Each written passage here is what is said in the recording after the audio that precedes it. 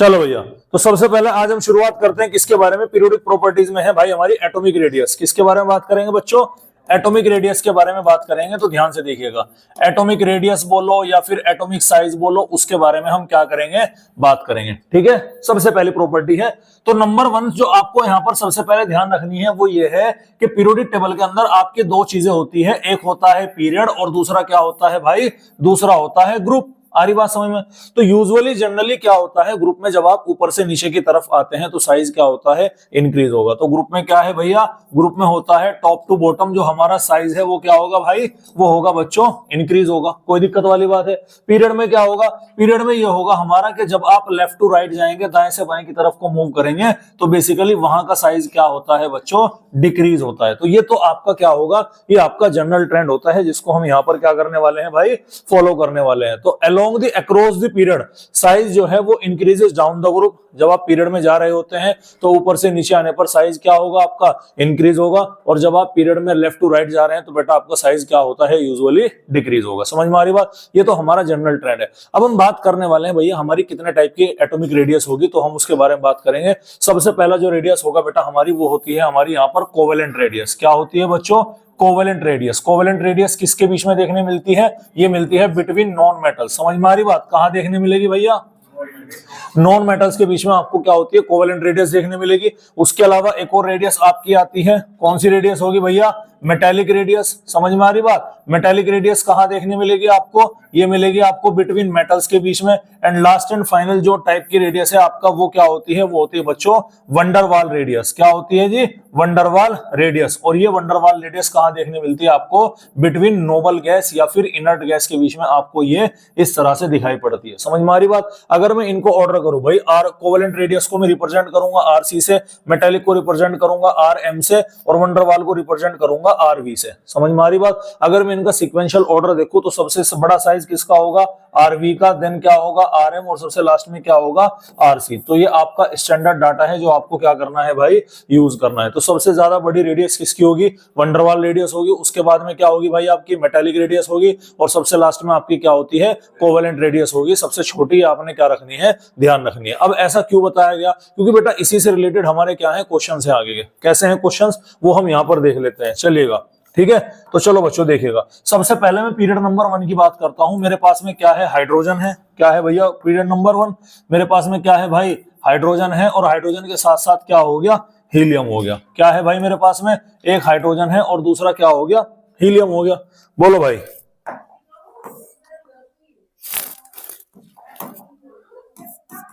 फिर ये वही आ गया।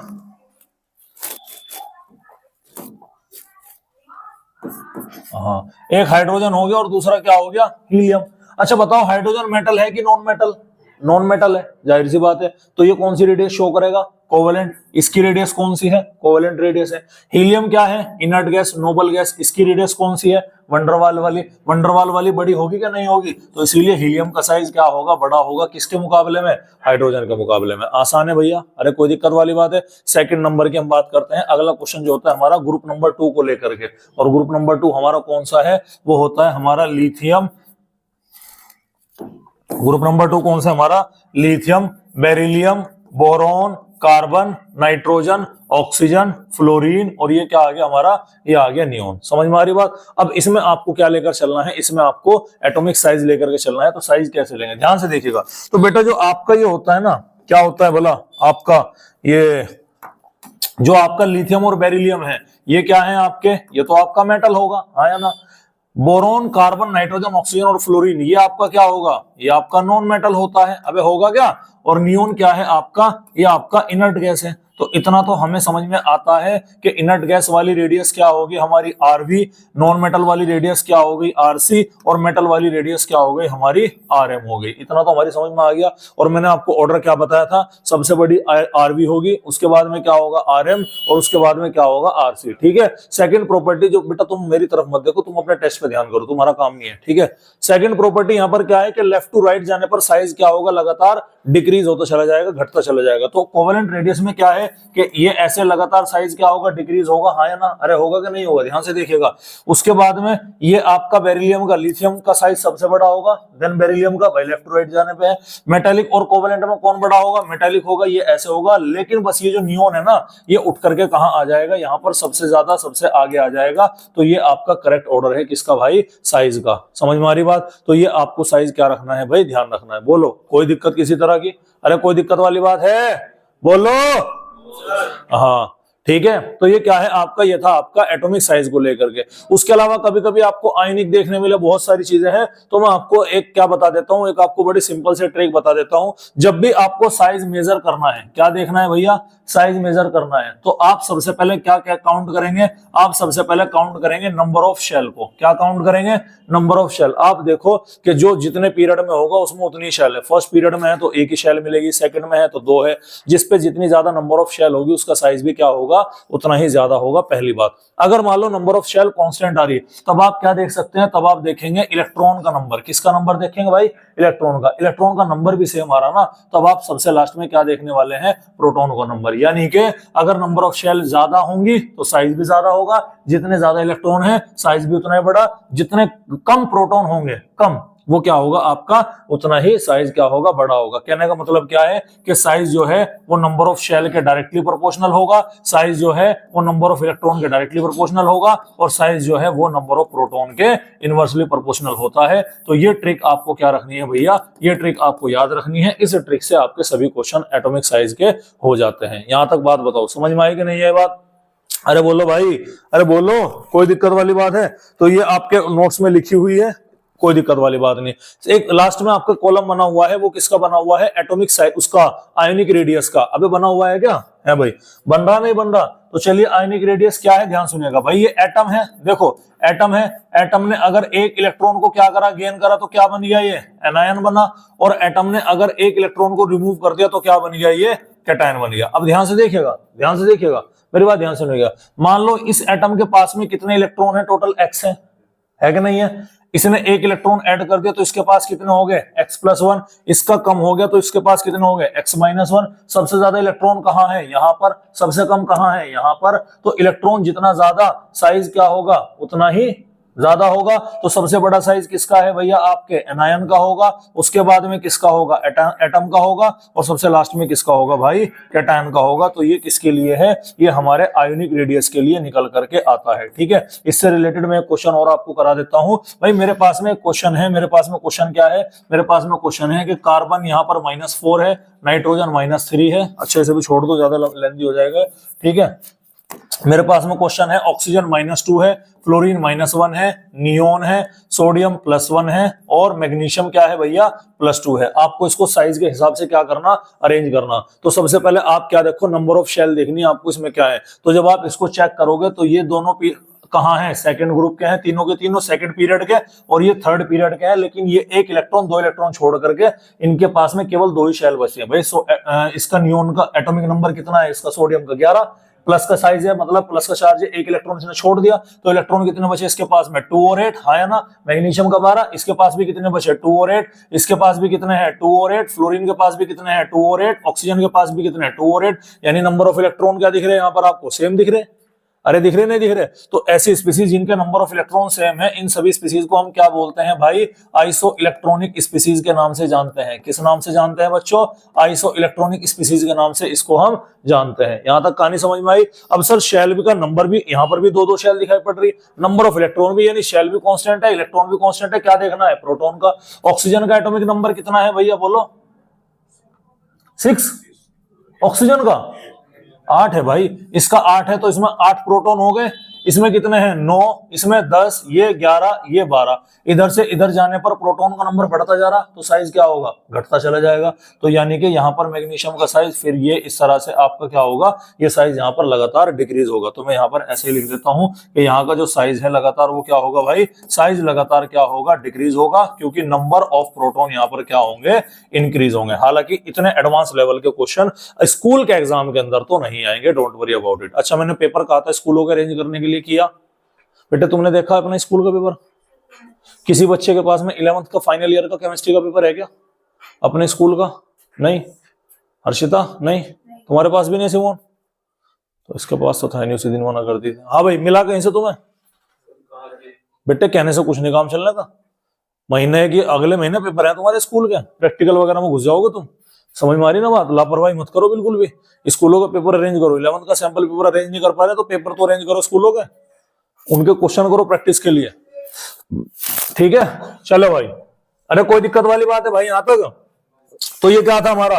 ये था जी हमारा एटॉमिक रेडियस का। हाँ जी, हो गया एटॉमिक रेडियस। नेक्स्ट हमारा टॉपिक आता है बच्चों आयोनाइजेशन एनर्जी। क्या आता है भैया?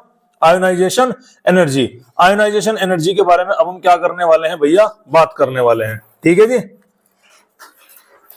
चलिएगा, तो अगला जो टॉपिक है हमारा, यार पेन में मजा नहीं आ रहा, कौन सा यूज करूं? विजिबिलिटी नहीं आ रही है?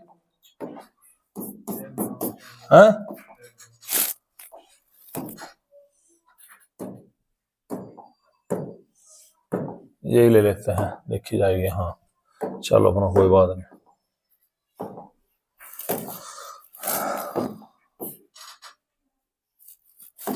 चलो भैया इधर ध्यान दीजिएगा। तो अगला जो है हमारा टॉपिक का नाम क्या है? टॉपिक का नाम है आयोनाइजेशन एनर्जी। क्या नाम है बच्चों? Ionisation energy. अब आयोनाइजेशन एनर्जी का मतलब क्या है, ध्यान से सुनिएगा, इंपॉर्टेंट पॉइंट है, याद रखना है। समझ में आ रही बात? भाई आपके पास में कोई भी एक मेटल है M, समझ में आ रही बात? ये मेटल अगर अभी आपको दिख रहा है इलेक्ट्रिकली न्यूट्रल है, इसके जितने इलेक्ट्रॉन है उतने ही क्या है इसके पास में? प्रोटॉन है। अब आपने इस मेटल में क्या दिया? अब आपने इस मेटल में दी कुछ एनर्जी। क्या दी भैया? एनर्जी। जैसे आपने इस मेटल में एनर्जी दी तो इस मेटल के अंदर जो वैलेंस शेल में इलेक्ट्रॉन होगा उनमें से एक इलेक्ट्रॉन या दो इलेक्ट्रॉन, जितना भी जरूरी है उतना इलेक्ट्रॉन, यानी कि मैं एक ही इलेक्ट्रॉन की बात कर रहा हूं, तो एक इलेक्ट्रॉन वो एनर्जी लेकर के एक्साइटेड होकर के वो मेटल को छोड़ के निकल जाएगा। तो मेटल के पास में एक इलेक्ट्रॉन कम होने का मतलब क्या है? एक पॉजिटिव चार्ज इसके ऊपर आ गया और एक इलेक्ट्रॉन इसने यहां पर छोड़ दिया। समझ में आ रही बात? तो यानी कि वो एनर्जी जो मैंने दी है, किसको दी है? एक एटम को। क्यों दी है? ताकि वो एटम अपना एक इलेक्ट्रॉन छोड़ करके कैटायन के अंदर कन्वर्ट हो सके। तो उसी एनर्जी को हम क्या बोलते हैं? आयोनाइजेशन एनर्जी बोलते हैं। आयोनाइजेशन एनर्जी से क्वेश्चन आता है एग्जामिनर की पीरियोडिक टेबल में, पीरियोडिक प्रॉपर्टीज में सबसे पहली पसंद आयोनाइजेशन एनर्जी ही है, याद रखिएगा। इसीलिए दिमाग खोल करके थोड़ा सा और समझो। तो आयोनाइजेशन एनर्जी का मतलब क्या है? कि minimum amount of energy required यानी एनर्जी देनी पड़ेगी। तो यहीं से एक हिंट और मिला, एनर्जी अगर आप सिस्टम को दे रहे हो तो ये प्रोसेस कैसा हो गया भाई? एंडोथर्मिक हो गया। कैसा प्रोसेस हो गया जी हमारा?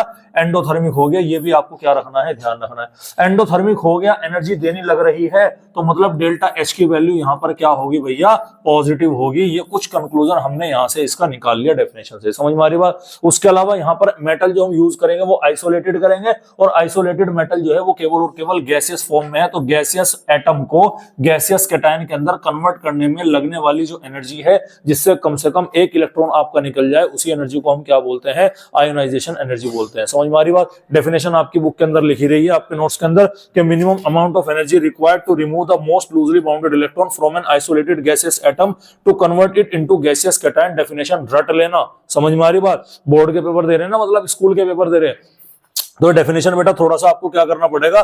थोड़ा सा आपको यहाँ पर क्या करना पड़ेगा? रटना पड़ेगा। और जैसा कि मैंने लिखा भी है, आयोनाइजेशन एनर्जी यूजुअली क्या होती है? पॉजिटिव होती है, मतलब इसमें एनर्जी आपको देनी पड़ेगी, तो ये क्या होगी? हमेशा बेसिकली क्या होती है?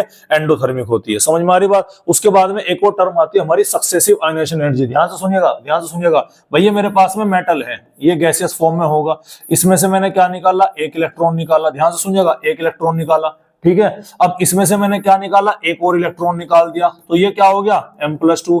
इसमें से मैंने क्या निकाल दिया? एक और इलेक्ट्रॉन माइनस कर दिया, ये क्या बन गया आपका? M+3। समझ में आ रही बात? तो ये जिसमें यानी कि बैक टू बैक, एक के बाद एक इलेक्ट्रॉन जब आप लगातार निकालते जा रहे हो, पहला इलेक्ट्रॉन निकाला तो इसे मैं क्या नाम दूंगा? IP1 का नाम दूंगा। दूसरा निकालोगे तो क्या नाम दूंगा भैया? IP2 का। तीसरा निकालोगे तो IP3 का। क्वेश्चन आता है, और ये जो प्रॉपर्टी है, इसी प्रॉपर्टी को हम क्या बोलते हैं? इसको हम बोलते हैं सक्सेसिव आयोनाइजेशन एनर्जी। क्या बोलते हैं बच्चों इसको?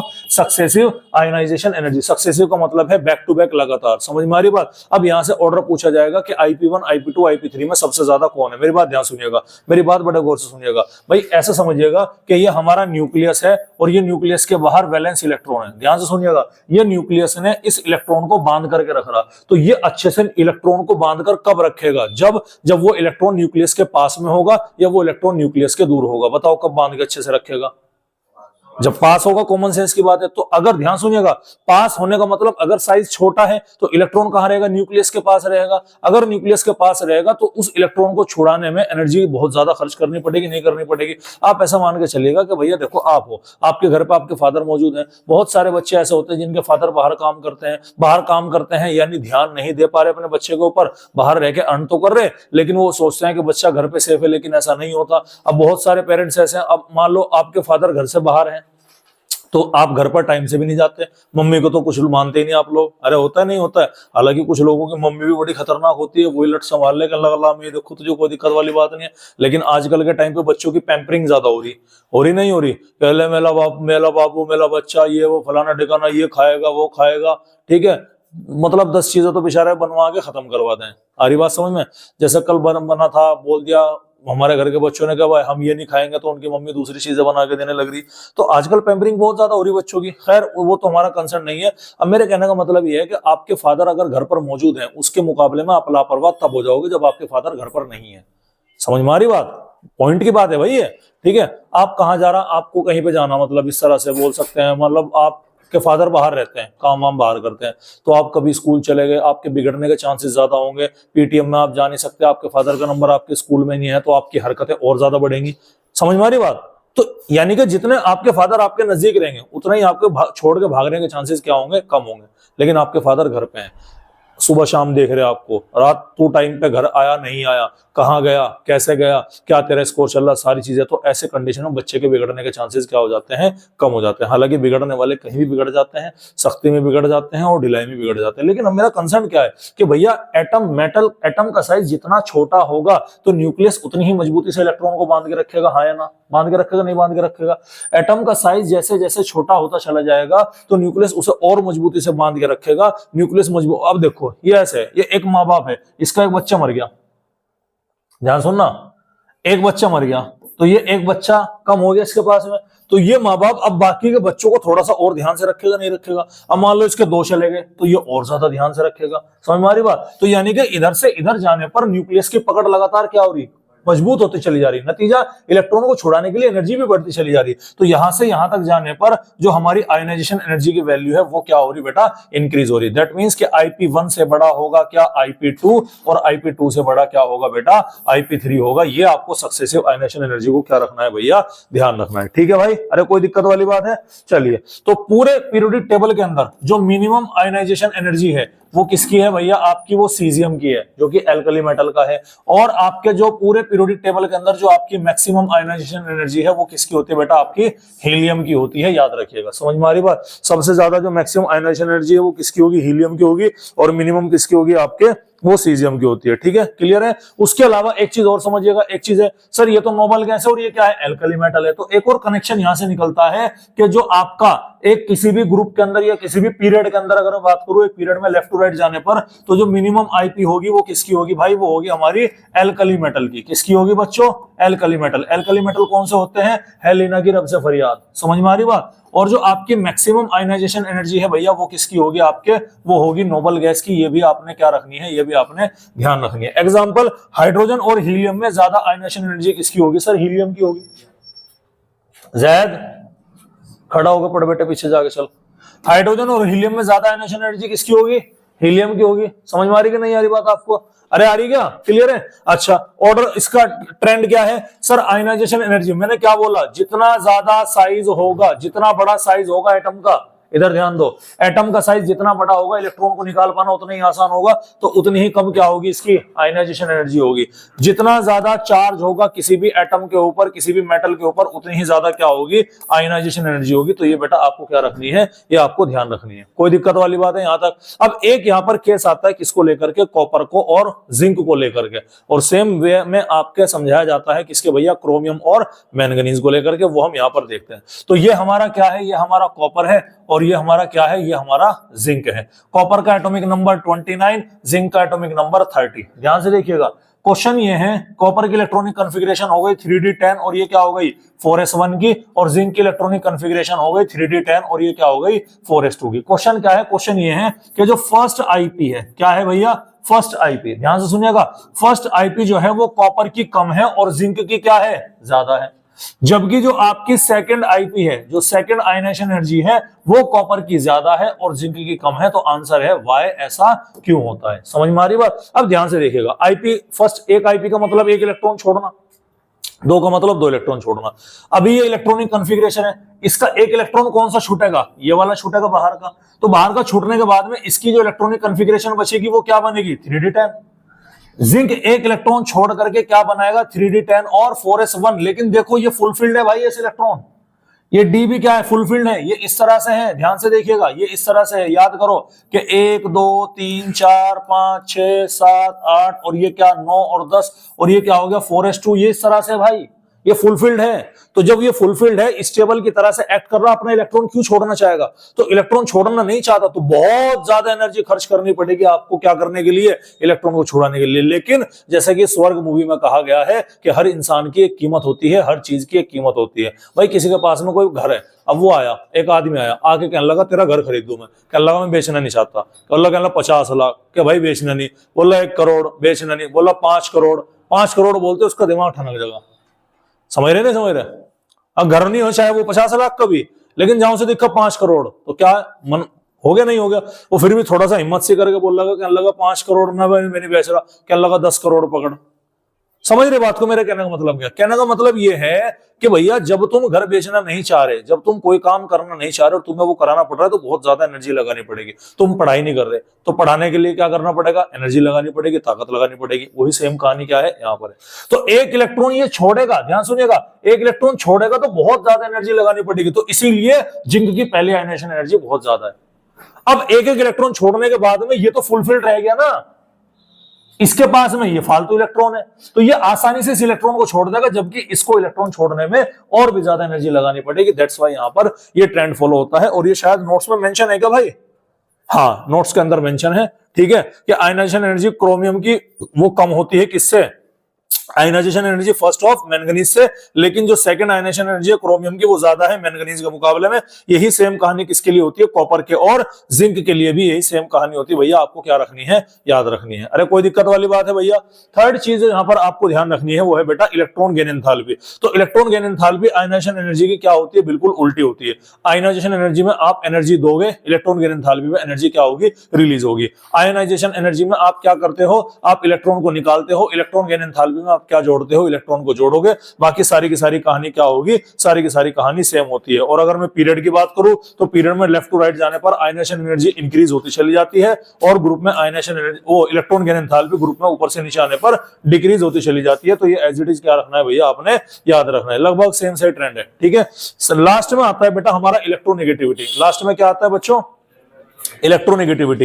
इलेक्ट्रोनेगेटिविटी का मतलब क्या है? दो एटम जब जोड़े में है, अकेले की बात नहीं कर रहा। Ionisation energy electron gain enthalpy isolated atom की थी, याद रखिएगा। समझ में आ रही बात? तो इलेक्ट्रॉन गेन एंथैल्पी जो हमारा आता है भैया, ठीक है। अगला क्या है हमारा? अगला है हमारा इलेक्ट्रॉन गेन एंथैल्पी। तो बेटा जो हमारा इलेक्ट्रॉन गेन इलेक्ट्रोनेगेटिविटी क्या है भैया? हमारी है इलेक्ट्रोनेगेटिविटी। मेरी बात ध्यान सुनिएगा। एक एटम ए है, एक एटम बी है, ठीक है। इस बॉन्ड में क्या है? इलेक्ट्रॉन है। इन दोनों में जिसके पास भी ताकत होगी वो इस शेयर्ड इलेक्ट्रॉन को क्या रखेगा? अपनी ओर खींच के रखेगा। समझ में आ रही बात? नतीजा जिसकी तरफ को इलेक्ट्रॉन खींचे चले जाएंगे उस पर पार्शियल नेगेटिव चार्ज आएगा, जिससे दूर जाएंगे उस पर क्या आएगा? पार्शियल पॉजिटिव चार्ज आएगा और मॉलिक्यूल कैसा हो जाएगा? ये पोलर हो जाता है। तो लिखा भी है कि इलेक्ट्रोनेगेटिविटी क्या है? Tendency of an atom to attract the shared pair. ध्यान सुनिएगा, शेयर्ड पेयर, जो इलेक्ट्रॉन को क्या किया जा रहा है? शेयर किया जा रहा है। उस पेयर को अट्रैक्ट करने के लिए जो इलेक्ट्रॉन की टेंडेंसी है वही क्या कहलाई जाती है? आपकी वही इलेक्ट्रोनेगेटिविटी कहलाई जाती है। ग्रुप में ऊपर से नीचे आने पर डिक्रीज होगी, पीरियड में लेफ्ट टू राइट जाने पर क्या होगी? इंक्रीज होगी। पूरी पीरियोडिक टेबल में सबसे ज्यादा फ्लोरीन की है, देन ऑक्सीजन, देन नाइट्रोजन और लगभग बराबर है किसकी? क्लोरीन की। तो ये ट्रिक आपको याद रखनी है क्या? इसका नाम है बेटा फोनकॉल। समझ में आ रही बात? और इसी के साथ में आपका ये वाला चैप्टर क्या होता है? कंप्लीट होता है। कोई दिक्कत वाली बात? अरे कोई दिक्कत वाली बात? कहां से क्वेश्चन आता है? Ionisation energy. अब मैं आपको बता रहा हूं कि मैं क्वेश्चन कल टेस्ट होगा इसका। मैंने बोला था ना कि टेस्ट होगा आपका। अब मैं बताता हूं इसका कल टेस्ट आपका कहां से लूंगा मैं। सबसे पहला मैं पूछूंगा भैया डोबर्नियर ट्राइड से 100% पूछूंगा। इसके दोनों एग्जांपल पूछूंगा। न्यूलैंड के बारे में बात करूंगा। मेंडलीव के एडवांटेज और डिसएडवांटेज पूछूंगा और मेंडलीव का पीरियोडिक लॉ पूछूंगा। मॉडर्न पीरियोडिक लॉ पूछूंगा। लेटेस्ट वाला। उसके बाद में नोमेनक्लेचर दूंगा मैं 2 क्वेश्चन 100 से ऊपर के जो कंपाउंड है उनमें से 2 का नाम दूंगा। पीरियोडिक प्रॉपर्टीज में मैं आयनाइजेशन एनर्जी का क्वेश्चन दूंगा और एटॉमिक रेडियस का क्वेश्चन दूंगा, याद रखिएगा। समझ में आ रही बात? क्लियर है? ये मैंने तुमको बता दिया। पेपर अगेन पूरा का पूरा इसी में से आएगा। ढंग से लिखना, बता रहा हूं मैं पहले ही, लैंग्वेज वगैरह सारी चीज ढंग से लिखना, क्योंकि ये जो अब क्रैश कोर्स का बेटा तुम्हारा टेस्ट होने वाला है, इसमें मैं आपके पेरेंट्स से बात करने वाला हूं। सीधी सीधी बात है, मैं आपको पहले ही बता रहा हूं। कभी आप कल ये सोचो कि जी हमें बताया नहीं आपने इस तरह की बात, इस तरह की बात, या अगले टेस्ट में कोई मौका नहीं है। कल आपका क्रैश कोर्स का पहला टेस्ट है। समझ में आ रही बात? 2 दिन में मैंने पीरियोडिक टेबल कहा था, 3 दिन बोला था, तो हमारा क्या हो गया, ये कंप्लीट हो गया। अगला चैप्टर जो है हमारा वो क्या है भाई? अगला चैप्टर है हमारा केमिकल बॉन्डिंग। समझ में आ रही बात? और इसी के साथ हमारे आज के मुख्य समाचार समाप्त हुए। नमस्कार।